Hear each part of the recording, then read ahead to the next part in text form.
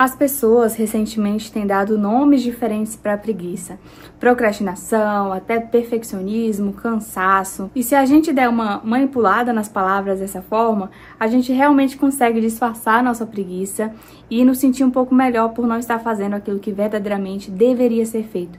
A preguiça é algo que parece inofensivo, mas ela acaba corroendo, sabe, a nossa vida, nos tirando coisas preciosíssimas que Deus nos dá, principalmente o nosso tempo. Ela pode ser um problema grave de origem espiritual, afinal de contas a preguiça é um pecado, e por isso que é tão importante a gente entender e identificar se esse problema está na nossa vida e principalmente buscar a ajuda de Deus para resolver. Mas afinal de contas, o que é a preguiça?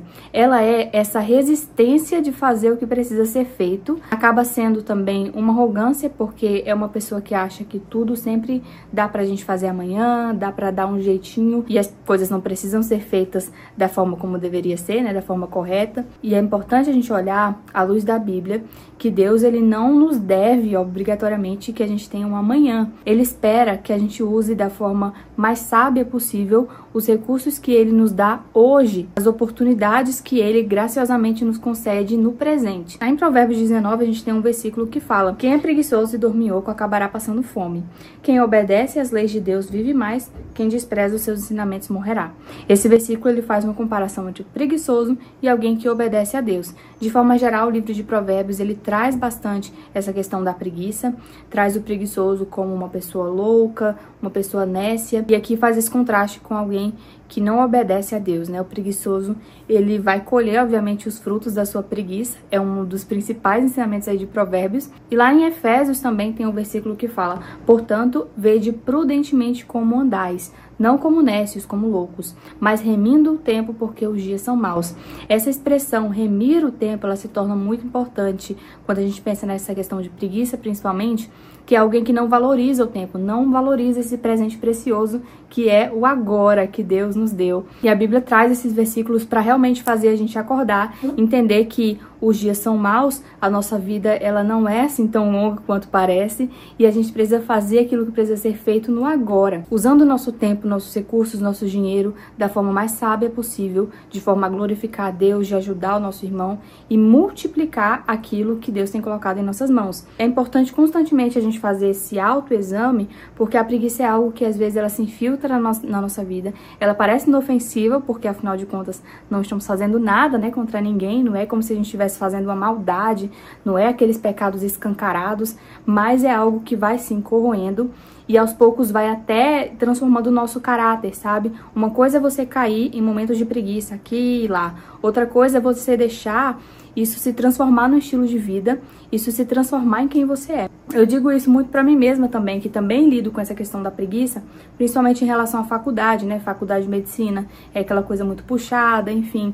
E às vezes quando a gente tem um tempo livre, a gente quer sempre dizer que estamos muito cansados para fazer qualquer coisa, para buscar a Deus, para passar um momento ali com a nossa família, quando na verdade aquilo não é um cansaço verdadeiro. A gente vai falar mais nesse vídeo sobre como diferenciar o cansaço da preguiça, mas muitas vezes a gente dá essa desculpa, a gente confunde, né?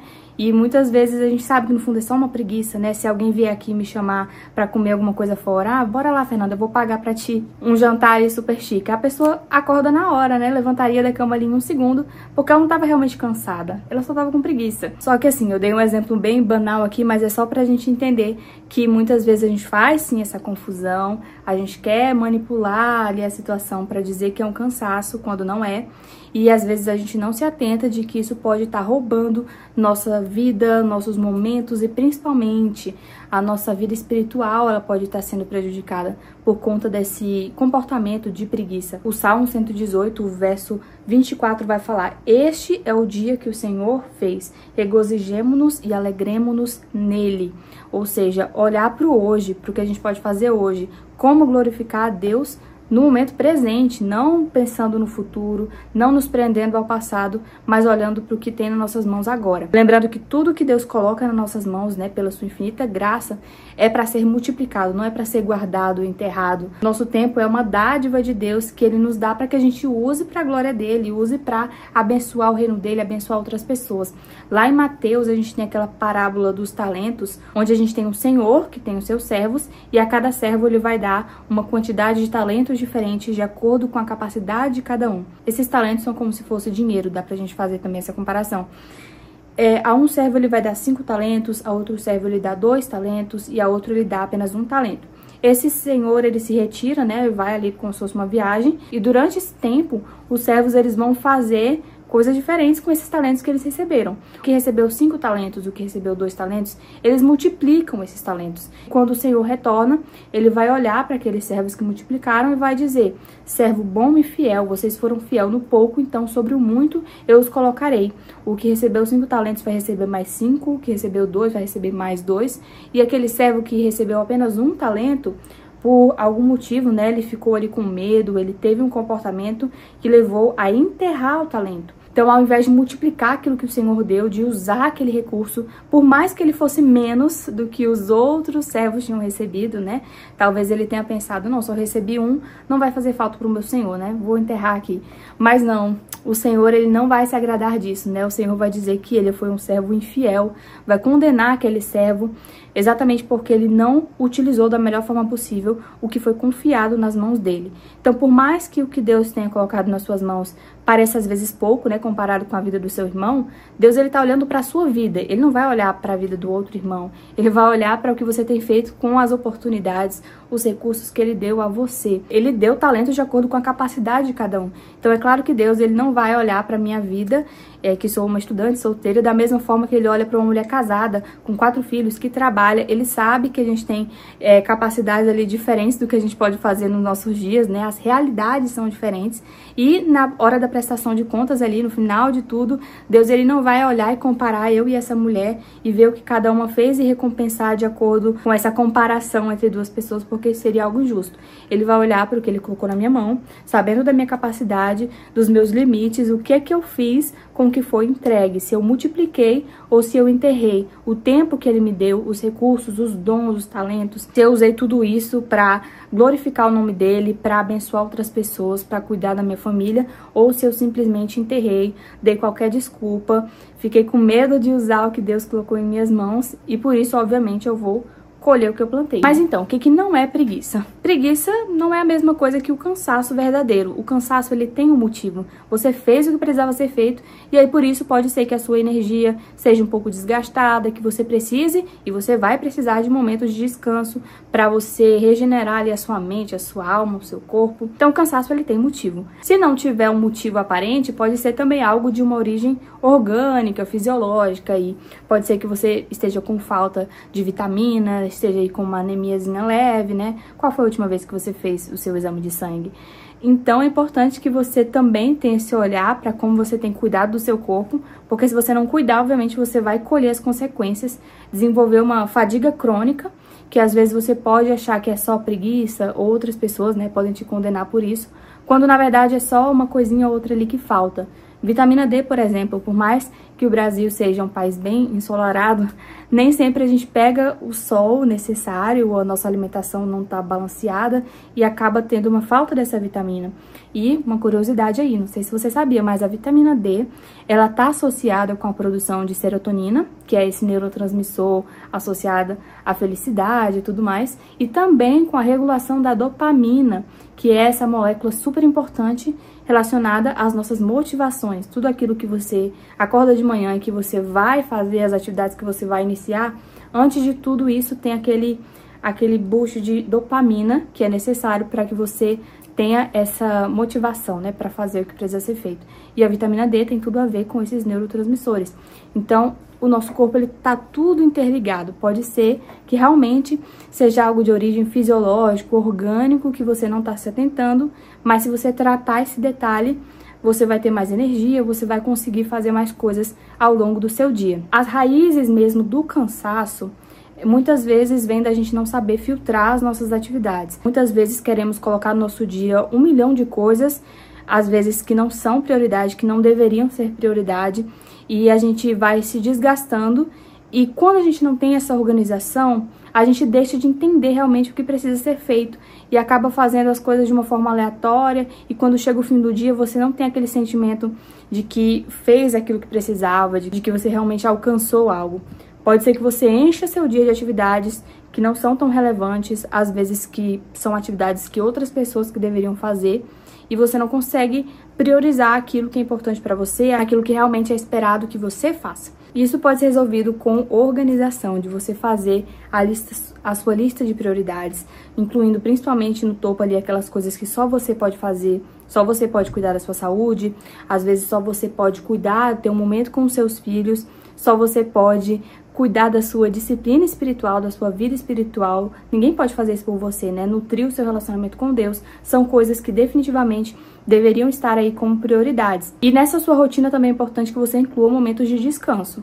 O descanso, ele vai ser essencial para que você consiga restaurar suas energias, ter momentos de lazer com outras pessoas, mas momentos sozinhos também, de introspecção, de reflexão, momentos com Deus. Tudo isso são fatores que têm sim capacidade de recuperar a sua mente, a sua energia, de dar um ânimo novo para que você consiga viver o seu dia, fazer as suas coisas, ser uma pessoa produtiva. Às vezes a gente pensa que se passar o dia todo ali parado, na cama, com o celular, vamos alcançar algum tipo de descanso, né, de felicidade, quando na verdade isso não acontece. E a gente pode fazer esse momento de reflexão, né? Será que os momentos mais felizes da vida são esses momentos que a gente tá ali parado sem fazer nada?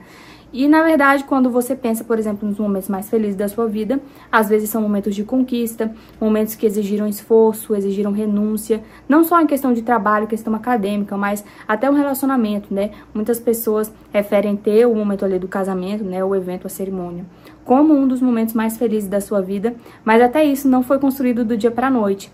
Esse relacionamento, ele teve uma história, teve um esforço envolvido para que você conhecesse a pessoa, para que esse casamento viesse a acontecer, tiveram renúncias, tiveram momentos de conflito, ou seja, os momentos mais felizes da nossa vida, eles são construídos em cima disso, em cima de momentos que não são momentos de preguiça, são momentos de ação, momentos de esforço, de dedicação para que algo viesse a acontecer. E coisas pequenas do nosso dia a dia, né, elas vão construindo, vão somando para que a gente consiga alcançar essas conquistas.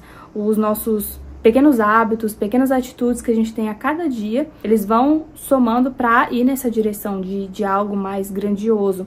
Então, muitas vezes a gente também não precisa achar que o contrário de preguiça é uma produtividade louca, tá? De querer colocar 1000 coisas em um dia só, que independente do que aconteça, a gente precisa cumprir uma lista infinita de tarefas. E eu acho que também não é por esse lado, mas sim pelo equilíbrio, né? O contrário de preguiça não é produtividade louca.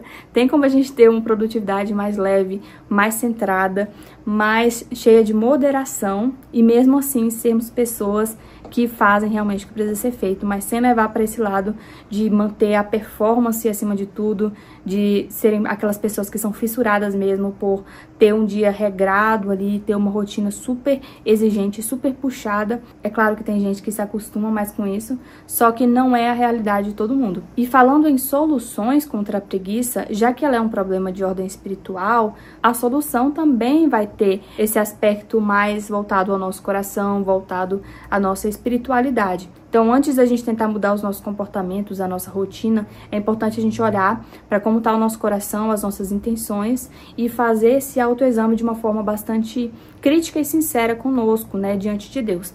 E a principal chave contra a preguiça é o reconhecimento. Reconhecimento do que Deus fez, do que Ele tem entregado em nossas mãos, principalmente nessa questão do tempo, né, da gente olhar o nosso tempo como um presente, uma dádiva de Deus e que precisa ser aproveitado, que precisa ser multiplicado para a glória dele. E a leitura da palavra, você conhecer mais a Deus, naturalmente vai te levar por esse caminho de olhar, né, a vida, o mundo da forma como Deus olha, de você ser uma pessoa que entende que a preguiça não vai te levar por um bom caminho e que você precisa ter essa atitude de humildade, de entender que se Deus colocou na sua mão é para você multiplicar, que Ele não te deve um amanhã, Ele não te deve uma outra oportunidade, um outro dia, porque às vezes Deus espera que você faça aquilo agora. Então é importante a gente nutrir esse relacionamento com Deus, ter momentos de confissão, de abrir o nosso coração, porque é o Espírito Santo ali que vai fazer a obra, que tem poder de transformar o seu caráter, aliando tudo isso com essa atitude de humildade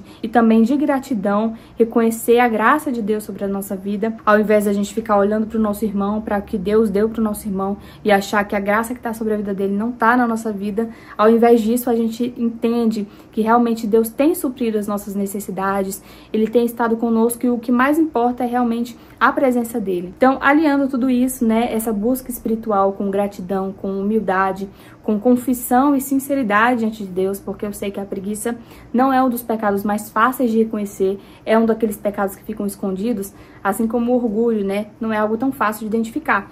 Mas se a gente pedir a Deus, Ele vai ter misericórdia e Ele vai ajudar com que a gente transforme o nosso caráter. De uma forma prática também a gente vai precisar mudar, perceber o que tem roubado a nossa energia, roubado o nosso tempo. Principalmente eu sei que o celular é o que mais, é o grande vilão, né? O que mais tem roubado a nossa energia e tempo nos dias de hoje. E às vezes vale a pena, se for um caso mais grave, você estabelecer certos períodos, né, de tempo para usar o celular, às vezes não usar durante a manhã, não usar mais perto da hora de dormir. Comece assim aos poucos, mudando essa sua rotina, mudando esses comportamentos que você percebe que têm sido mais danosos. Planejar, utilizar uma agenda, saber estabelecer as suas prioridades, para que você também não saia fazendo tudo quanto é tarefa e aí você vai cair na questão do cansaço. Lembrando que uma vida organizada é uma vida não desgastada, né? Eu não sei vocês, mas quando eu tô cheia de coisas para fazer e eu não paro para pensar, não raciocino, não organizo a minha lista de prioridades, eu já começo a desgastar a minha mente ali antes mesmo de começar a fazer algo,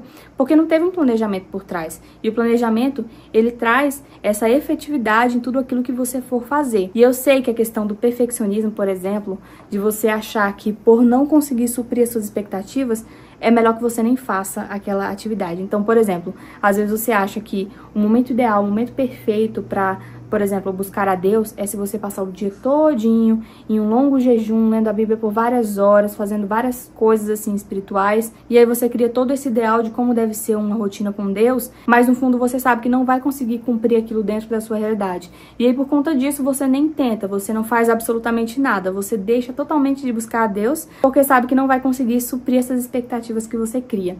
Essa é mais ou menos a mentalidade que há por trás de muitos que se dizem perfeccionistas, né? Eles acabam não fazendo o que precisa ser feito, né? Buscar a Deus, a gente precisa buscar, porque eles colocam um ideal muito grande, né? De uma perfeição que eles sabem que não vão conseguir alcançar, e isso deixa eles travados. Então, se essa for também a raiz do seu problema, é importante já começar a mudar um pouco essa mentalidade, entender que tem dias que não vai dar pra gente fazer tudo da forma ideal, da forma perfeita, mas é melhor a gente fazer, mesmo que às vezes o mal feito é melhor do que não fazer nada, sabe? Não tô falando pra gente fazer as coisas de qualquer jeito, mas às vezes o pouquinho, você não vai conseguir estudar 2, 3, 4 horas, mas estudar ali a sua 1 hora, meia hora que seja, já vai fazer uma diferença se você somar um pouquinho que é feito a cada dia. Como eu disse, né? Tudo isso é uma construção ao longo da sua história que vai te direcionar para um sucesso, para uma conquista, para um crescimento. Então, a organização nessa parte prática é importante.